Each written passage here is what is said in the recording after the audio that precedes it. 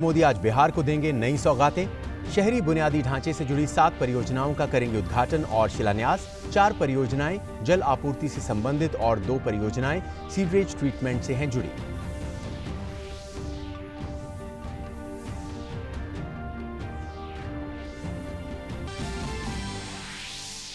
संसद के मानसून सत्र का आज दूसरा दिन। रक्षा मंत्री राजनाथ सिंह लद्दाख की मौजूदा स्थिति पर लोकसभा में देंगे वक्तव्य। सांसदों के वेतन भत्ते और पेंशन संशोधन विधेयक 2020, आवश्यक वस्तु संशोधन विधेयक 2020 और बैंकिंग विनियम संशोधन विधेयक 2020 पर होगा विचार।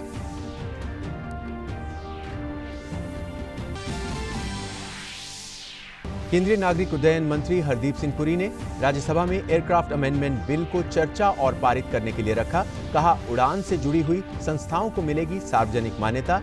सहबद्ध और स्वास्थ्य देखरेख वृत्ति विधेयक 2018 को लिया वापस। ऋण शोधन अक्षमता और दिवाला संहिता वित्तीय संशोधन विधेयक को पटल पर रखा।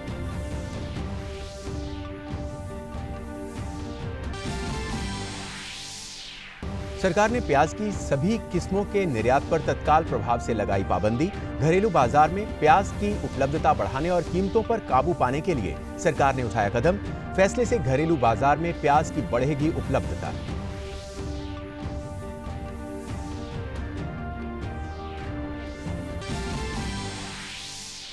पिछले 24 घंटों में 79,292 मरीजों के स्वस्थ होने के बाद भारत में कोविड-19 से ठीक होने की दर बढ़कर हुई 78.28%।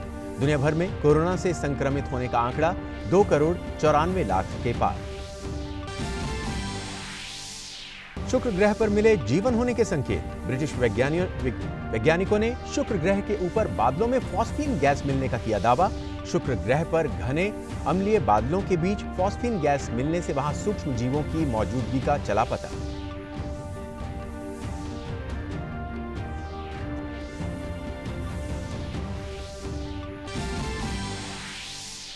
दूरदर्शन का 61वां स्थापना दिवस आज। 15 सितंबर 1959 को सार्वजनिक प्रसारक के तौर पर हुई थी स्थापना। अपनी विविध कवरेज, प्रामाणिक समाचार और लोकप्रिय मनोरंजक धारावाहिकों के जरिए बनाई खास पहचान।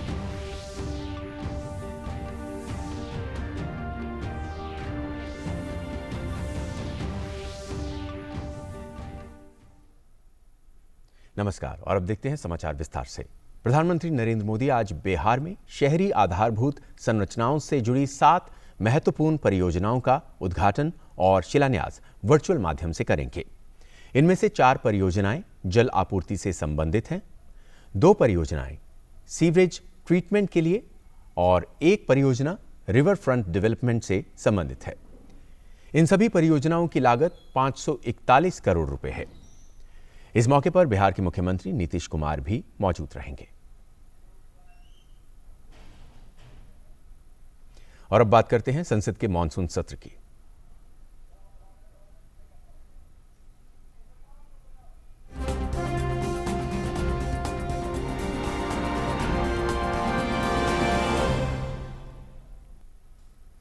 राज्यसभा में एयरक्राफ्ट अमेंडमेंट बिल को चर्चा और पारित करने के लिए रखते हुए केंद्रीय नागरिक उड्डयन मंत्री हरदीप सिंह पुरी ने कहा कि इस बिल के जरिए विमान सेवाओं को और ज्यादा प्रभावी बनाया जाएगा। साथ ही साथ इसमें सरकार को निगरानी का और अधिकार मिलेगा। उड़ान से जुड़ी हुई संस्थाओं को सार्वजनिक मान्यता मिलेगी। बिल में जुर्माने की रकम को भी बढ़ाने का प्रस्ताव है, जो 10 लाख से 1 करोड़ किया जाएगा।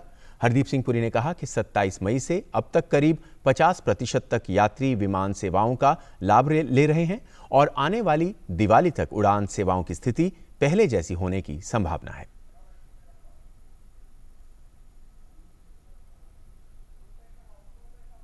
The central government administers various aspects of civil aviation under the Aircraft Act of 1934 through the attached offices of the Directorate General of Civil Aviation, DGCA, the Bureau of Civil Aviation Security, BCAS, and the Aircraft Accident Investigation Bureau. These attached offices of DGCA, BCAS, and AAIB have been constituted under executive powers of the government, and their administrative duties and day-to-day functioning are governed by the government rules. Rajya Sabha में वायुयान संशोधन विधेयक 2020 पर GVL Narasimha ने कहा कि 6 साल के अंदर वायुयान सेक्टर में काफी बदलाव आए हैं। 5 साल के दौरान एयर पैसेंजर ट्रैफिक में 2 गुनी बढ़ोतरी हुई है। In the last 6 years, the civil aviation sector has undergone a transformational positive change. Let me explain how. In just a period of 5 years, the total air passenger traffic has more than doubled. It has increased by 118%, registering a double-digit growth for most of the years, rather every year.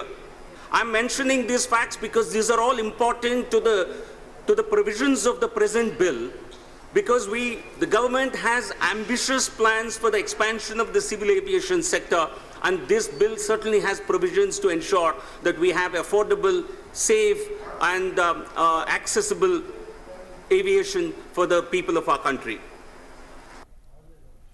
Rajya Sabha में सांसद शांतनु सेन ने Covid महामारी के दौरान सामाजिक दूरी बनाए रखने का मुद्दा उठाया, जिसमें उन्होंने सामाजिक दूरी की जगह फिजिकल डिस्टेंस या किसी अन्य शब्द का प्रयोग करने की मांग की। उन्होंने कहा कि इससे सोशल स्टिग्मा पैदा हो रहा है और लोग कोविड पीड़ितों को सामाजिक रूप से बहिष्कृत कर रहे हैं और प्रताड़ित कर रहे हैं। सभापति ने इस मुद्दे पर संज्ञान लेते हुए सदन में कहा कि सोशल डिस्टेंस शब्द में सोशल शब्द की बजाय सुरक्षित दूरी या कोई अन्य शब्द का प्रयोग किया जाए। हालांकि उन्होंने कहा कि ये देखना सरकार का काम है। The term social distancing should not be used anymore, as we know that in order to avoid corona transmission, the term social distancing is being regularly used and it is being advised to maintain social distancing. Actually, it's a physical distance of nearly 6 feet between two persons which is needed. But on the contrary, use of the term social distance has indirectly promoted social stigma, which has led to nearly an attitude of boycotting COVID patients socially. So to stop this social discrimination and social stigma, the term social distancing should not be utilized anymore to fight COVID, and instead of that physical distancing should be used. Monsoon सत्र का आज दूसरा दिन है। रक्षा मंत्री राजनाथ सिंह लद्दाख में वास्तविक नियंत्रण रेखा पर मौजूदा स्थिति पर आज लोकसभा में वक्तव्य देंगे। इसी मुद्दे पर बहस की विपक्ष की मांग के संदर्भ में रक्षा मंत्री का बयान काफी महत्वपूर्ण होगा। लोकसभा में आज सांसदों के वेतन, भत्ते और पेंशन संशोधन विधेयक 2020, आवश्यक वस्तु संशोधन विधेयक 2020 और बैंकिंग विनियम संशोधन विधेयक 2020 भी विचार और पारित कराने के लिए रखे जाने हैं।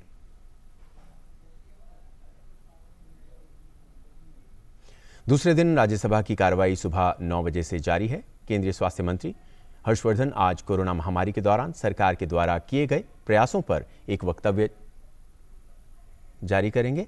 इसके अलावा विधायी कार्य में एयरक्राफ्ट अमेंडमेंट बिल और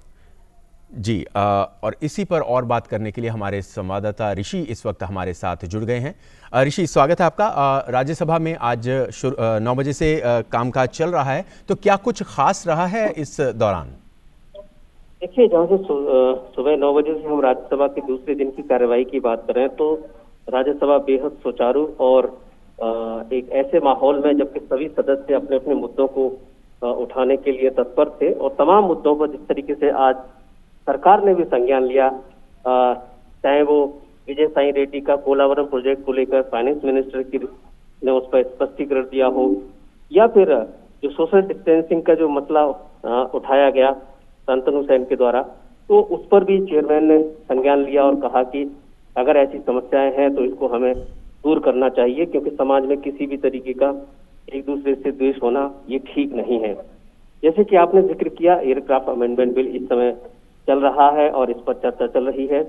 वामपंथी नेता इस समय अपनी बात रख रहे हैं और इसमें हमने देखा कि जो नागरिक उड्डयन मंत्री हैं हरदीप सिंह पुरी, उन्होंने स्पष्ट कहा कि इस बिल के माध्यम से सरकार की जहां इस पर जो उनके जो निगरानी का अधिकार है वो बढ़ेगा, बल्कि इससे जुड़ी हुई जो संस्था है उनकी सार्वजनिक मान्यता भी बढ़ेगी। और जो एयरक्राफ्ट अमेंडमेंट बिल के जरिए जो चीजें हैं कि कैसे हमें और ज्यादा इसको प्रभावी करना है, लोगों को सुविधाएं देना है, और अगर कुछ नियमों का उल्लंघन है तो कैसे उस पर जो दंड है, अर्थदंड है, उसको कैसे बढ़ाया जाए और जुर्माने की रकम को जैसे इस बिल में 10 लाख से 1 करोड़ करने का प्रावधान है। इस तरीके से हमने देखा कि उन्होंने जो अपनी बात रखी उस पर तमाम विपक्ष के नेता, कांग्रेस की तरफ से के.सी. वेणुगोपाल ने अभी इससे शुरुआत की इस पर, और उन्होंने कहा कि 25% जो अभी कमी है दिल्ली में अधिकारियों की, वो उसको सरकार को संज्ञान से लेना चाहिए। और सभी ने ये कहा कि जो सुरक्षा मानक हैं इस बिल के माध्यम से उनको जितना कड़ा किया जा सकता है उतना सरकार करे, और इस मामले में उनका सहयोग है। फिलहाल इस बिल पर चर्चा चल रही है और हम जिस तरीके से देख रहे हैं कि 4 घंटे के लिए राज्यसभा है और उसके बाद लोकसभा है। राज्यसभा में डॉक्टर हर्षवर्धन जो कि केंद्रीय स्वास्थ्य मंत्री हैं, वो कोविड पर बयान देंगे।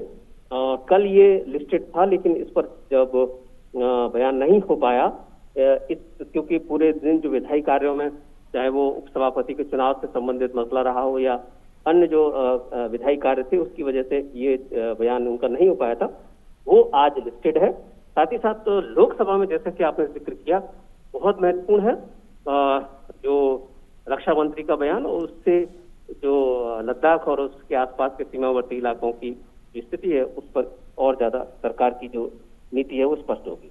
जी। और साथ ही ऋषि, केंद्रीय वित्त मंत्री निर्मला सीतारमण ने ऋण शोधन क्षमता और दिवाला संहिता वित्तीय संशोधन विधेयक को पटल पर रखा है। इसकी अहमियत कैसे देखते हैं आप? देखिए, जहां तक इस बिल की बात है, अभी ये बिल सदन पटल पर है। तमाम इसके जो पहलू हैं वो अभी चर्चा के दौरान सरकार के द्वारा और जो विपक्ष है उसके द्वारा आएंगे। लेकिन निश्चित तौर से जो वित्तीय जो कामकाज है और जो अनुशंसाएं हैं उनको सरकार और ज्यादा प्रभावी बनाना चाहती है, और इस बिल के माध्यम से भी उनकी यही कोशिश है। देखना होगा कि बिल के जो तमाम प्रोविजंस हैं वो क्या क्या और स्पष्ट रूप से सामने आते हैं।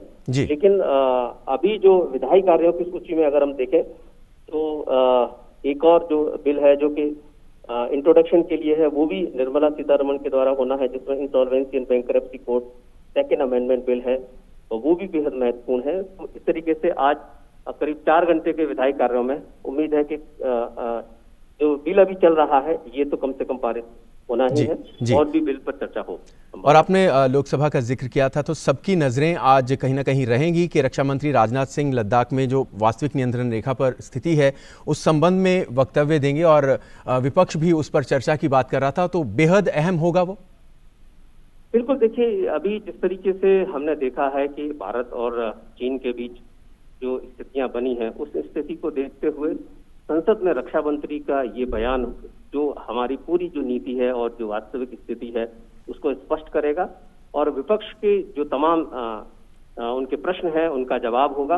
हालांकि कल भी विपक्ष के द्वारा प्रश्नकाल का जो मुद्दा उठाया गया था उस पर सरकार की तरफ से और चेयर की तरफ से ये स्पष्ट कर दिया गया था कि विपक्ष को प्रश्न पूछने की पूरी आजादी होगी, और जो भी मंत्री वक्तव्य देंगे उससे संबंधित वो प्रश्न पूछकर संतुष्ट भी हो सकते हैं। तो बेहद महत्वपूर्ण होगा लोकसभा में भी। जी ऋषि, बहुत बहुत शुक्रिया इस सारी जानकारी को हम तक पहुंचाने के लिए। और खबरों में आगे रुख करेंगे। कोरोना के खिलाफ सरकार के सख्त कदमों की मदद से बेहतर नतीजे सामने आ रहे हैं। स्वास्थ्य और परिवार कल्याण मंत्रालय के मुताबिक देश में कोरोना वायरस महामारी से संक्रमित लोगों में से अब तक 38,59,000 से ज्यादा मरीज स्वस्थ हो चुके हैं। पिछले 24 घंटों में 79,292 कोरोना मरीज ठीक हुए हैं, जिसके बाद देश में रिकवरी रेट बढ़कर 78.28% हो गया है। देश में कोविड से मृत्यु दर घटकर 1.64% रह गई है, जो विश्व में सबसे कम दर वाले देशों में शामिल है।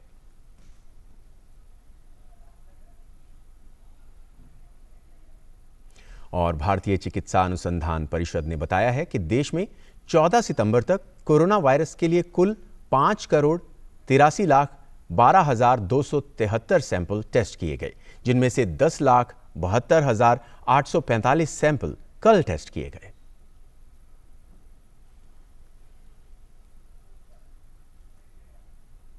संयुक्त राष्ट्र में भारत के स्थायी प्रतिनिधि टीएस तिरुमूर्ति ने कहा है कि कोविड महामारी से लड़ाई में भारत उस वक्त मददगार साबित हुआ है जब कुछ देशों ने आतंकवाद का समर्थन या आक्रामक नीतियों को अपनाने का रास्ता चुना।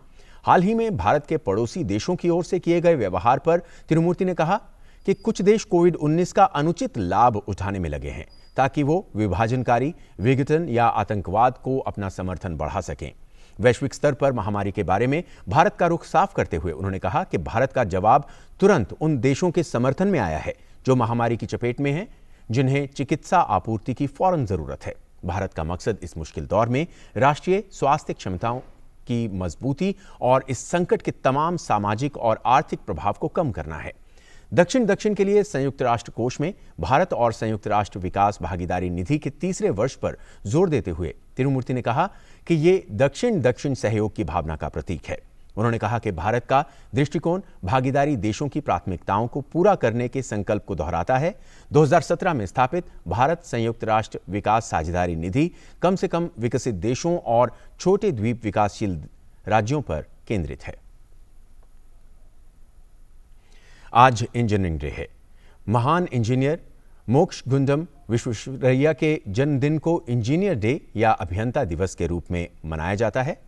एम विश्वेश्वरैया का जन्म 15 सितंबर 1860 में कर्नाटक के मैसूर में हुआ था। बेंगलुरु सेंट्रल कॉलेज में पढ़ाई करने के बाद मैसूर सरकार की मदद से उन्हें पुणे साइंस कॉलेज में इंजीनियरिंग की पढ़ाई में दाखिला मिला। उन्होंने जीवन भर शिक्षा की महत्वता पर जोर दिया। पढ़ाई पूरी होने के बाद महाराष्ट्र सरकार ने उन्हें नासिक में सहायक इंजीनियर के पद पर नियुक्त किया। विश्वेश्वरैया को 1955 में भारत रत्न से सम्मानित किया गया। वहीं उन्होंने 1932 में कर्नाटक में कृष्णा राजा सागर बांध में विश्वेश्वरैया ने चीफ इंजीनियर की भूमिका निभाई। उन्होंने इंजीनियरिंग के अतिरिक्त शिक्षा के क्षेत्र में भी काफ़ी कार्य किया। उन्होंने मैसूर राज्य में 4500 स्कूलों से बढ़ाकर 10,500 स्कूल बनाए। पानी रोकने के लिए विश्वेश्वरैया ने ऑटोमेटिक फ्लड गेट का आविष्कार किया। हैदराबाद शहर को बाढ़ से बचाने वाला डिजाइन तैयार करके देने वाले विश्वेश्वरैया ही हैं। वहीं उड़ीसा की नदियों को बाढ़ से बचाने के लिए विश्वेश्वरैया ने ही एक मॉडल तैयार करके दिया। उसके आधार पर ही हीराकुंड बांध का निर्माण हुआ। और महान अभियंता सर मोक्षगुंडम विश्वेश्वरैया की जयंती पर गृह मंत्री अमित शाह ने ट्वीट करके उनको श्रद्धांजलि दी है। अमित शाह ने कहा, प्रतिभाशाली इंजीनियर और भारत रत्न सर मोक्षगुंडम विश्वेश्वरैया को उनकी जयंती पर श्रद्धांजलि। अभियंता दिवस पर मैं हमारे प्रतिभाशाली और कुशल इंजीनियरों को सलाम करता हूं, जिन्होंने राष्ट्र के विकास में महत्वपूर्ण योगदान दिया है। भारत को दुनिया भर में उनके अग्रणी कार्यों पर गर्व है। भारत रत्न से सम्मानित और देश के महान अभियंता सर मोक्षगुंडम विश्वेश्वरैया की जयंती पर केंद्रीय मंत्री प्रकाश जावड़ेकर ने ट्वीट करके उनको नमन किया है। प्रकाश जावड़ेकर ने कहा कि देश के महान अभियंता डॉक्टर श्री मोक्षगुंडम विश्वेश्वरैया जी की जयंती पर सादर नमन। अभियंता दिवस पर अभियंताओं और अभियांत्रिकी से जुड़े सभी लोगों को शुभकामनाएं।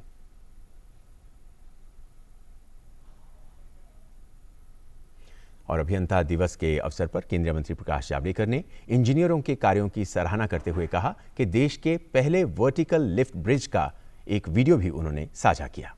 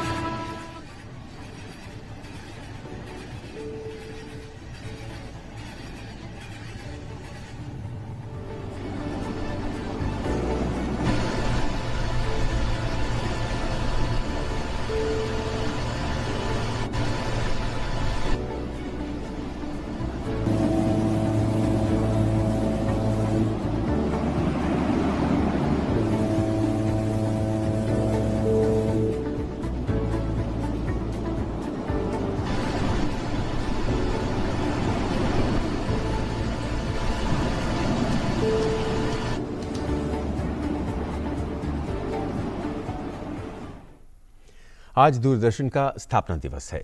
साल 1959 में 15 सितंबर को सार्वजनिक प्रसारक के तौर पर दूरदर्शन की स्थापना हुई थी। दूरदर्शन ने अपने पसंदीदा यादगार धारावाहिकों के प्रसारण के लिए डीडी रेट्रो चैनल शुरू किया गया। डीडी रेट्रो पर रामायण, महाभारत, बुनियाद जैसे धारावाहिकों का पुनः प्रसारण किया जा रहा है। अरुण प्रभा चैनल भी शुरू किया गया है। पेश है एक रिपोर्ट। संचार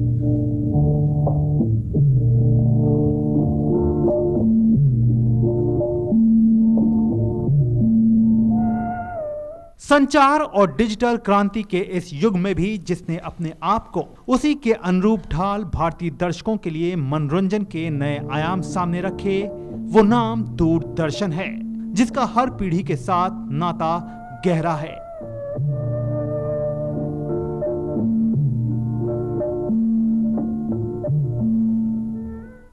पंद्रह सितंबर 1959 को लोक प्रसारक के तौर पर दूरदर्शन की स्थापना हुई। दूरदर्शन की शुरुआत के समय इसमें कुछ देर के लिए कार्यक्रमों का प्रसारण किया जाता था। नियमित दैनिक प्रसारण की शुरुआत 1965 में ऑल इंडिया रेडियो के एक अंक के रूप में हुई। 1972 में ये सेवा मुंबई और अमृतसर तक विस्तारित की गई, जो आज देश के दूर दराज के गांवों तक उपलब्ध है। राष्ट्रीय प्रसारण की शुरुआत 1982 में हुई। इसी वर्ष दूरदर्शन का स्वरूप रंगीन हो गया। देश की कला और संस्कृति से जुड़े कार्यक्रम इसके अभिन्न अंग रहे। दूरदर्शन पर 1980 के दशक में प्रसारित होने वाले कार्यक्रमों में रजनी, चित्रहार, रामायण, महाभारत, नुक्कड़ समेत कई अन्य लोकप्रिय कार्यक्रमों ने देश भर में अपना एक खास दर्शक वर्ग ही नहीं तैयार किया, बल्कि गैर हिंदी भाषी राज्यों में भी इन धारावाहिकों को जबरदस्त लोकप्रियता मिली। आज के बदलते दौर के बीच भी दूरदर्शन ने अपनी उसी पहचान को बरकरार रखा है और हर दर्शक के दिल में अपनी एक अलग जगह बनाई है। Bureau report, TD news.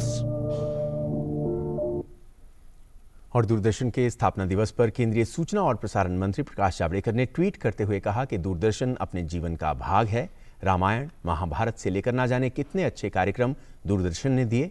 आज भी भारत का लोक सेवा प्रसारक दूरदर्शन डीडी न्यूज़, डीडी किसान, डीडी भारती, डीडी नेशनल और डीडी रेट्रो इतने चैनल्स के द्वारा निरंतर हम सब से जुड़ा है। सरकार ने प्याज की सभी किस्मों के निर्यात पर तत्काल प्रभाव से प्रतिबंध लगा दिया है। घरेलू बाजार में प्याज की उपलब्धता बढ़ाने और कीमतों पर काबू पाने के लिए सरकार ने यह कदम उठाया है। विदेश व्यापार महानिदेशालय ने कल इस बाबत एक सूचना जारी की, जिसके मुताबिक प्याज की सभी किस्मों के निर्यात पर तत्काल प्रभाव से रोक लगा दी गई है। विदेश व्यापार महानिदेशालय वाणिज्य मंत्रालय का अंग है, जो आयात निर्यात संबंधी मामलों को देखता है। गौरतलब है कि देश के कई हिस्सों में आई भीषण बारिश से प्याज की फसल को खासा नुकसान हुआ है, जिसके चलते घरेलू बाजार में प्याज की कीमतें बढ़ रही हैं। दुनिया भर में कोरोना वायरस के कुल संक्रमित मामलों की संख्या 2,94,33,457 हो गई है। कोरोना वायरस से उबरने वाले लोगों का आंकड़ा 2,12,00,000 से ऊपर जा चुका है। दुनिया भर में कोरोना वायरस के कारण अब तक 9,32,390 लोगों की मौत हुई है। कोरोना वायरस के सबसे ज्यादा मामले अमेरिका में हैं, जिनकी संख्या 67,48,000 पार कर चुकी है। वहीं इस महामारी से मरने वालों की संख्या 1,98,000 के पार हो गई है। गौरतलब है कि कोविड-19 वैक्सीन पर हुई प्रगति के बाद अमेरिका में शेयर बाजार में उछाल आया। चीन की 4 कंपनियों और एक विनिर्माण इकाई को अपना सामान अमेरिका भेजने से रोक दिया गया है। चीन के इस क्षेत्र में जातीय अल्पसंख्यकों के खिलाफ चलाए जा रहे व्यापक अभियान के तहत लोगों को जबरदस्ती काम पर लगाने की शिकायतों के बाद इन कंपनियों के सामान पर अमेरिका ने रोक लगाई है। अमेरिका के सीमा शुल्क और सीमा सुरक्षा विभाग से जारी आदेशों में इन कंपनियों से कपास, कपड़ों और कंप्यूटर उपकरणों के आयात पर रोक लगा दी गई है। चीन के अधिकारियों ने कथित रूप से 10 लाख से अधिक लोगों को हिरासत शिविरों में रखा हुआ है। अमेरिकी अधिकारियों ने केश उत्पाद बनाने वाली एक कंपनी के सामान के आयात पर भी प्रतिबंध लगा दिया है। आरोप है कि यह कंपनी वीगर और अन्य जातीय अल्पसंख्यकों से जबरदस्ती कार्य कराती है। अमेरिका के गृह विभाग में कार्यवाहक उपमंत्री केन कुसिनेली ने चीन के इन दावों को गलत बताया कि केश उत्पादन बनाने वाली ये कंपनी कौशल प्रशिक्षण केंद्र है। अमेरिका के 1930 के शुल्क कानून के अंतर्गत उन सभी सामानों के आयात पर प्रतिबंध लगाने का प्रावधान है जिनके उत्पादन में बंदियों या बंधुआ मजदूरों से काम कराया जाता है। अमेरिकी राष्ट्रपति डोनाल्ड ट्रंप ने जंगलों में लगी आग को लेकर कैलिफोर्निया के अधिकारियों की आलोचना की। राष्ट्रपति ट्रंप का कहना है कि जलवायु परिवर्तन पर वैज्ञानिकों के अनुमान सही नहीं हैं। इस दौरान कैलिफोर्निया के गवर्नर गोविन न्यूज़ोम ने भी स्वीकार किया कि उनके राज्य ने वनों के प्रबंधन के लिए पर्याप्त कदम नहीं उठाए। वहीं राज्य का बचाव करते हुए कैलिफोर्निया के गवर्नर ने कहा कि जंगलों में आग लगने का मुख्य कारण ग्लोबल वार्मिंग है। इसके अलावा गवर्नर ने राष्ट्रपति ट्रंप को यह भी याद दिलाया कि राज्य में 57% जंगल राज्य के तहत नहीं बल्कि संघीय प्रबंधन के तहत आते हैं। ब्रिटेन सरकार ने इंटरनल मार्केट बिल पर मतदान जीत लिया है, जो कि यूरोपीय संघ से अलग होने वाले समझौतों के कुछ हिस्सों का उल्लंघन कर सकता है। बिल के पक्ष में 340 और विरोध में 263 सदस्यों ने मतदान किया। आंतरिक बाजार विधेयक के रूप में जाना जाने वाला यह विधेयक यूरोपीय संघ के साथ कोई समझौता नहीं होने पर ब्रिटेन के 4 देशों के बीच व्यापार को बाधित करने से रोकने के लिए लाया गया है। सांसद अब इस बात पर बहस करेंगे कि क्या संसद को विधेयक के सबसे विवादित हिस्सों के क्रियान्वयन को मंजूरी देनी चाहिए या नहीं। यूरोपीय संघ ने ब्रिटेन से सितंबर के अंत तक बिल के मुख्य भागों को हटाने की मांग की है और यदि ऐसा नहीं होता है तो वर्ष के अंत में कोई व्यापार सौदा नहीं होगा। गौरतलब है कि ब्रिटेन 31 दिसंबर तक यूरोपीय संघ के नियमों के लिए बाध्य है। ब्रिटेन के वैज्ञानिकों ने दावा किया है कि शुक्र ग्रह के वायुमंडल में फॉस्फीन गैस मिली है, जो वहां जीवन होने का संकेत दे रही है। संभावना जताई गई है कि हो सकता है कि शुक्र ग्रह के बादलों में सूक्ष्म जीव तैर रहे हों। धरती पर फॉस्फीन का संबंध जीवन से है। वेल्स कार्डिफ विश्वविद्यालय के एस्ट्रोनॉमर जीन ग्रीव्स और उनके साथियों ने हवाई और चिली में स्थित टेलीस्कोप की मदद से शुक्र ग्रह पर लगातार नजर रखी। इससे उन्हें फॉस्फीन के स्पेक्ट्रम सिग्नेचर का पता लगा, जिसके बाद वैज्ञानिकों ने संभावना जताई है कि शुक्र ग्रह के बादलों में यह गैस बहुत बड़ी मात्रा में है। वैज्ञानिकों ने कहा है कि फॉस्फीन की उपस्थिति से पता चलता है कि शुक्र की सतह पर अज्ञात भूगर्भीय या रासायनिक प्रक्रियाएं घटित हो रही हैं। इसलिए ग्रह के वायुमंडल में गैस की उत्पत्ति का बेहतर पता लगाने के लिए और शोध की जरूरत है। और इसके साथ ही इस बुलेटिन में फिलहाल इतना ही। दीजिए इजाजत। नमस्कार।